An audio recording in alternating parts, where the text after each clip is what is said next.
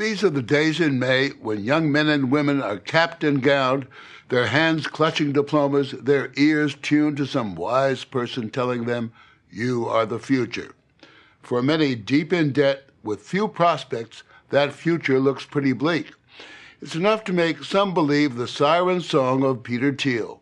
He's the billionaire venture capitalist who's been beseeching students to drop out of a university system he says is broken, churning out too many half-educated graduates seeking too few jobs.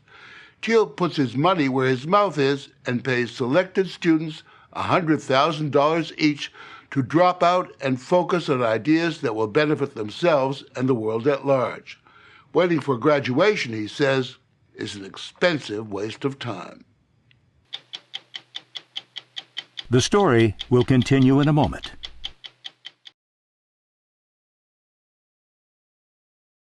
We have a bubble in education like we had a bubble in housing in the last decade. Everybody believed you had to have a house and they'd pay whatever it took.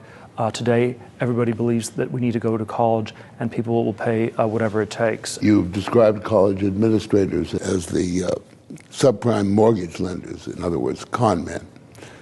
You think there's not all of them, but certainly the for-profit schools, the less good colleges are like the subprime lenders, where people are being conned into thinking that this credential is the one thing you need to do better in life. And they're actually not any better off after having gone to college. They typically are worse off because they've amassed all this debt. You think if the bubble bursts, it's a good thing?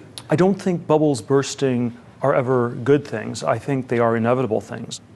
For Thiel, success seemed inevitable. Child prodigy, chess champion, arrogantly self-confident. He breezed through Stanford undergrad and law schools. With his Midas touch, he took the millions he made as a co-founder of PayPal and turned that into billions as the first investor in Facebook. And you're a billionaire before the age of 40. I guess that might be correct, yes. No, it is correct. Yes. Yes, that is correct.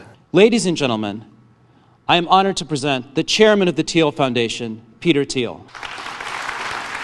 His 20 Under 20 fellowship is Thiel's answer in miniature to what he calls the questionable value of higher education. I think we're going to have a fascinating afternoon as we listen to some of these incredible visions for the future.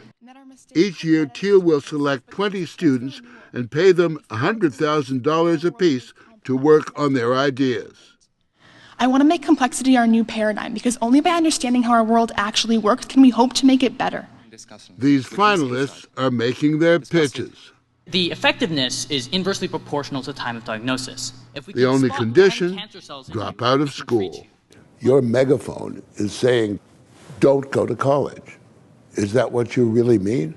I'm saying that people should think hard about why they're going to college. If your life plan is to be a professor or to be a doctor or some other career where you need a specific credential, you should and probably have to go to college. If your plan is to do something very different, you should think really hard about it.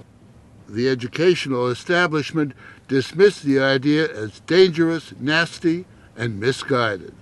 Our thought was this is going to be a very idiosyncratic small program. And the fact that it was controversial was a big surprise to us, but it was because an awful lot of parents are quite worried about the education system. There's a great deal of anxiety beneath the surface. With only half of recent college graduates in full-time jobs and college debt topping $1 trillion, Thiel believes college has become just another debt-fueled luxury. I did not realize how screwed up the education system is. We now have $1 trillion in student debt in the U.S. That $1 trillion, if you want to describe it cynically, you can say it's paid for $1 trillion of lies about how good education is. That's such a sweeping statement. You're suggesting that people graduate as either dunces or ne'er-do-wells. There's been a huge number of people who've contributed extraordinarily to this society in the last 20, 30 years. We live longer lives because of those people. Yes, we have a society where successful people are encouraged to go to college, but it's a mistake to think that that's what makes people successful. But what you're saying suggests a concentration on all of the practical things in life.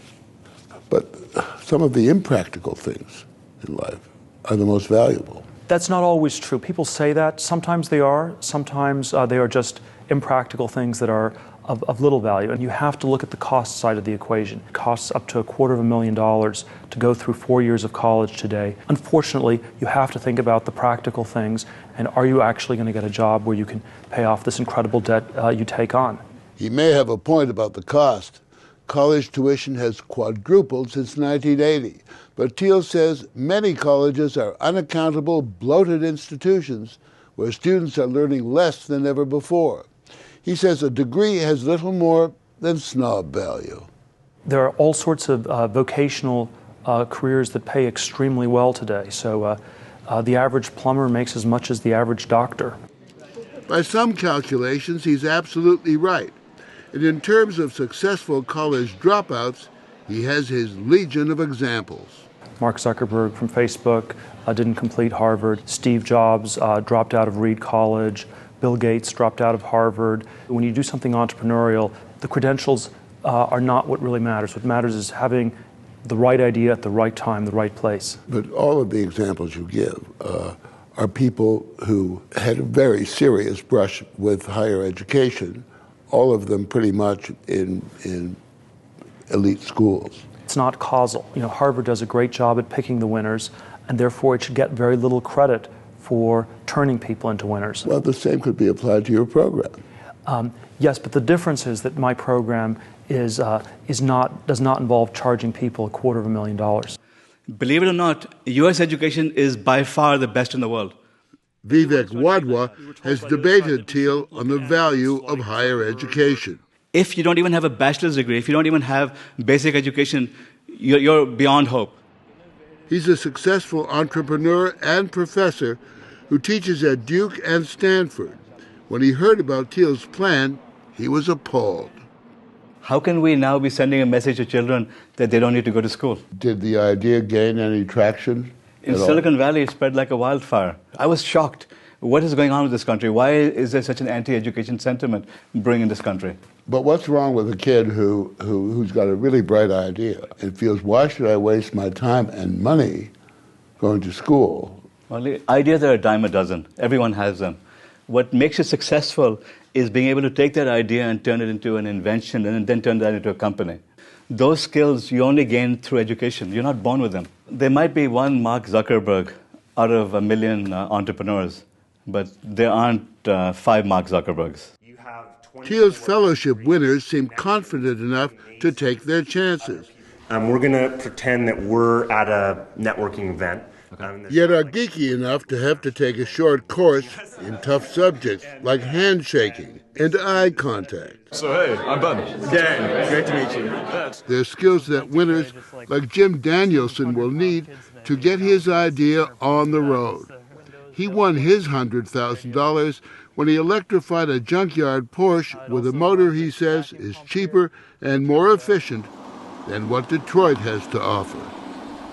Sujay Tile was an 18-year-old junior at Harvard when he won a fellowship with a plan to create cheap biofuels. I'm developing a device called the sun slitter, and what it does is it rotates your solar panel. Eden Full was at Princeton. She invented a more efficient way to capture solar energy. I'm just curious what your parents made of this decision of yours.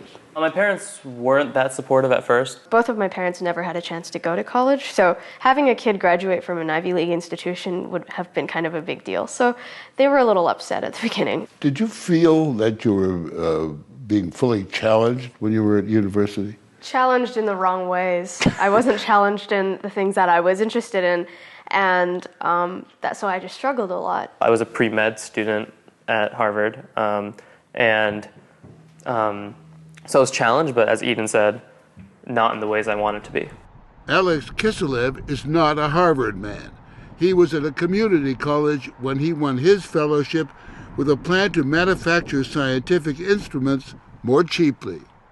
Looking at how my parents went through debt, it's really debilitating for the first 5 to 10, even maybe 15, 20 years of your life, especially if you don't find a very high-paying job as is always promised. Close to half of the fellows have started businesses at this point. A number of them have received funding from outside investors. I think that across the board, the sense is that they are progressing a lot more with their lives than had they stayed in college. Easy for him to say. He has degrees in philosophy and law. There's no question you're a very smart guy. There's no question you're a very successful one. Do you think you could have done this without your educational background? There may have been something specific at Stanford University, but I think if I had gone to any of a number of other universities, it would have been actually quite bad. If I would have gone to Harvard, I would have been tracked to become an investment banker, and I would never even have considered anything else. Instead, he chose an even more lucrative career and now lives a predictable, pampered billionaire's life, intensely private, demanding, uncomfortable, almost mimicking his hero, Howard Hughes, the Silicon Valley version of a temperamental prima donna. Publicly, he puts millions into some outlandish projects, like funding labs determined to extend life by centuries, and floating sea colonies, still in the model stage, that would be libertarian utopias where American law would not apply. I just really wanted to meet you. I'm just a big libertarian. All right, thanks. His uncompromising belief in low taxes and minimal government has made him a libertarian cult hero. Professor Wadhwa says Thiel's billions have clouded his thinking. Peter Thiel has made so much money that he's out of touch with the real world.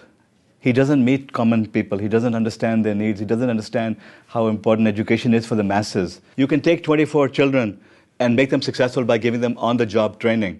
But that's not a lesson for the rest of America. What I worry about is a message that's getting out there to America that it's okay to drop out of school, that you don't have to get college. Absolutely dead wrong. The current crop of fellows, where do you think they'll be, say, 5, 10 years from now? The majority of them will fail, and they're going to regret not having completed their education. Already, one company started a year ago by a 19-year-old Thiel fellow who had raised $1.5 million in outside cash is struggling. What have you been up to? But Thiel says it's still early in the process, and getting rich isn't the point. His fellows say they can always return to college if things don't work out. Of course we're destined to fail. That's what entrepreneurship is. That's what, when you try to do something new, the chances are you're going to fail. The thing is, though, we're starting to fail early, and when we're 21 or 22, whenever all of our friends are graduating college, I think we'll be far more likely to succeed than they will be. I think it's fair to say you're enjoying the controversy you've started, correct? I don't enjoy being contrarian. I think... Yes, you do. No, I think it's much more important to be right than to be contrarian. Do some of your fellow entrepreneurs think that you're sometimes a little bit nuts for the kind of things you support? It doesn't matter to me whether people think it's crazy or not. What matters is whether we're doing something to make the world a better place. And you really feel that you are? If you could convince me that I wasn't, then I'd stop.